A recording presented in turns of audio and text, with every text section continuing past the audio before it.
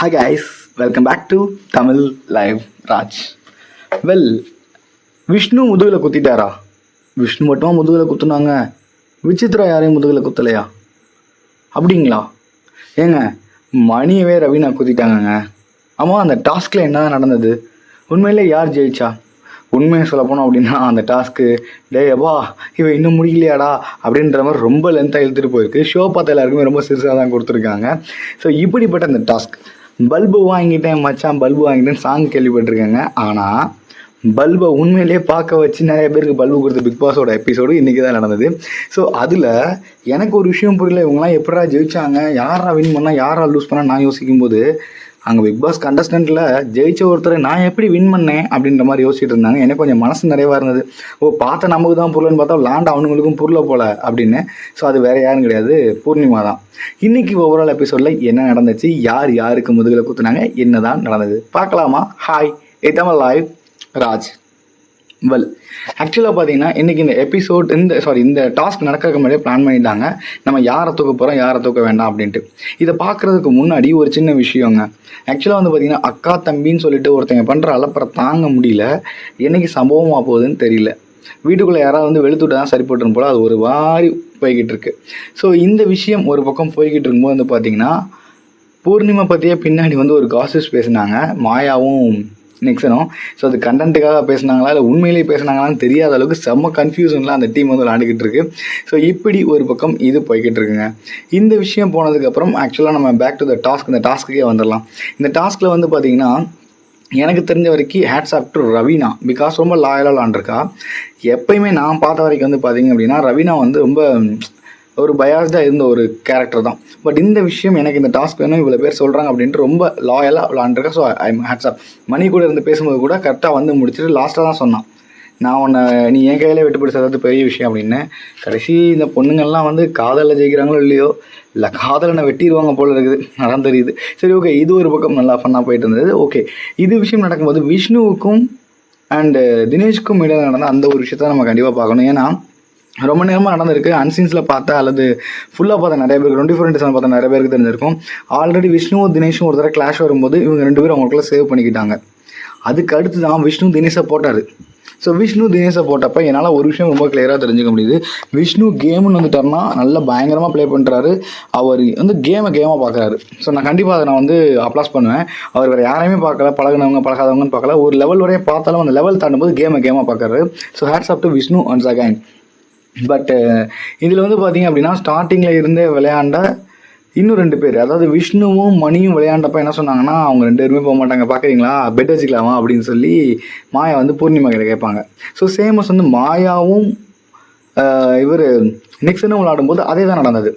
So Maya and Nixon விளையாடும்போது என்ன நடந்ததுன்னா அவங்க 2 பேருமே வெளியே போகல. ஸோ அவங்களோட கான்வர்சேஷன் அவங்களும் ஒரு கேம் ஆடுறாங்க, இவங்க 2 ஒரு கேம் ஆடினாங்க.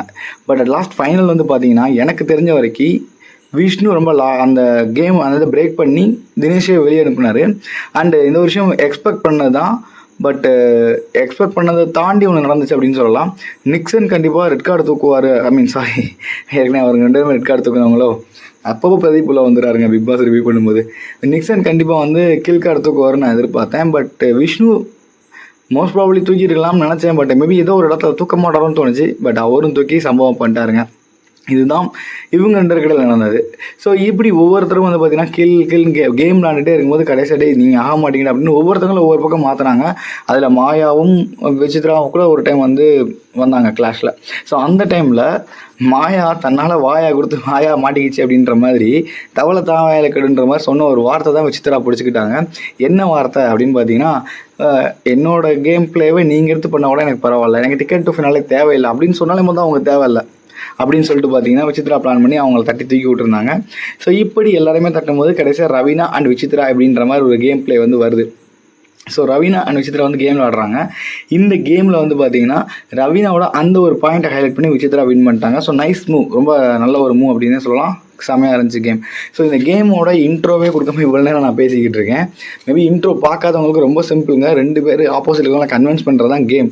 கில் அண்ட் ஸ்டேன் 2 கார்டு இருக்குது. கன்வின்ஸ் பண்ணி என்ன நீ கில் பண்ணுறியா ஸ்டே பண்ணுறியான்னு பேச வைக்கணும், அவ்வளோதான். ஸோ இதுதான் game, that's a game. Okay, அதுக்கப்புறம் இந்த பல்பு கேம் பார்த்தீங்க அப்படின்னா கொஞ்சம் நாலேஜபிளான கேமாக இருந்துச்சு. மெமரி பவர், அதாவது இந்த ஏதோ ஒரு படத்தில் பார்த்துருக்கேங்க, செம்மையாக இருக்கும். அது இந்த ஃபோட்டோகிராஃபிக் மெமரி அப்படின்னு சொல்லுவாங்க. ஒரு விஷயத்தை பார்த்த உடனே மைண்டில் பதியணும் அப்படின்ட்டு. Yes, enemy. ஆமாம், நம்மளோட விஷாலும் ஆர்யாவும் நடித்த ஒரு படம் எனிமின்னு சொல்லிட்டு. நிறைய பேருக்கு அந்த படம் தெரிஞ்சிருக்க வாய்ப்பு இருக்கா இல்லையா எனக்கு தெரியல. ஸோ அந்த படத்தில் வந்து ஃபோட்டோகிராஃபிக் மெமரி பற்றி இவர் பேசுவார், பிரகாஷ்ராஜ் பேசுவார், அவர் எக்ஸ் போலீஸாக இருக்கும்போது. ஸோ அந்த விஷயத்தை வந்து செக் பண்ணியிருக்காங்க. அண்ட் இதில் வந்து எப்படி தான் இவர் ஜெயிச்சார்னு அவருக்கும் தெரில. அவருக்கு பெரிய ஆச்சரியம் இருந்தாலும் பூர்ணிமாவுக்கு மிகப்பெரிய ஆச்சரியம். ஆமாம், நான் எப்படி 2வது பிளேஸ் வந்தேன், என்ன இருந்துச்சு. ஏன்னா அவங்களுக்கு தெரியாமல் ஏகப்பட்ட சுவிட்சஸ் வந்து ஆஃப் பண்ணியிருந்தாங்க. ஸோ அந்த கேம் வந்து எனக்கு தெரிஞ்ச ஒரு மொக்கன்னு சொல்ல முடியாது. பட் யாரையும் கன்வென்ஸ் பண்ண தேவையில்ல, அவங்களுடைய அந்த ஃபோட்டோகிராஃபிக் மெமரியை மட்டும் பேஸ் பண்ணி நடந்த ஒரு கேமாக இருந்தது. So hats off to them. And ஓவராலாக பார்க்கும்போது போர்டில் இப்போ விஷ்ணு வந்து முன்னேறி இருக்காரு. ஸோ எனக்கு நம்ம போக பார்த்தா விஷ்ணு தான் டைட்டில் வின்னர் ஆவாரோன்னு சைடில் ஒரு பொறி தட்டுது, என்னன்னு தெரியலைங்க. எதிர்பாருங்கள். ஸோ வெயிட் பண்ணி பொறுத்து வந்து பார்க்கலாம் என்ன நடக்குது அப்படின்னா. ஸோ இன்றைக்கி நடந்த கேமில் யாராவது அன்ஃபேராக விளாண்டுருக்காங்களா? எனக்கு தெரிஞ்சு யாருமே அன்ஃபேராக விளாடல. பட் மாயா வழக்கம் போல் பழம்ப ஆரம்பிச்சிட்டாங்க. ஆமாங்க, அந்த 3 பேர் அன்ஃபேராக விளாண்டுருக்காங்க. அந்த மணி, ரவினாந்த், அப்புறம் யாருங்க விஷ்ணு, இவங்க 3 பேர் அன்ஃபேருங்க அப்படிங்கிற மாதிரி வழக்கம் போல் ஆரம்பிச்சிட்டாங்க. தயவுசெய்து அது என்னால் கொஞ்சம் கூட ஒத்துக்கவே முடியல. அது அப்படியே ஒரு பக்கம் ஓரமாக இருக்கட்டும். இந்த வட்டம் கேம் ஃபேராக இருந்தது. அண்ட் விஷ்ணு ரொம்ப ட்ரிக்கியாக விளாண்டாரு, விசித்ரா மாசா விளாண்டாங்க. ஸோ இதை பற்றின உங்களுடைய கருத்துக்கள் என்ன? யாராவது அன்ஃபேராக விளாண்டுருக்காங்க உங்களுக்கு தோணுது அப்படின்னா அது மாதிரி நம்ம கீழே காமெண்ட் பாக்ஸ் சொல்லுங்கள். லெட் அஸ் டிஸ்கஸ் இன் another video. Thank you so much. இன்னொரு நல்ல ஒரு வீடியோட உங்களை சந்திக்கும் மாதிரி உங்கள் ராஜ்.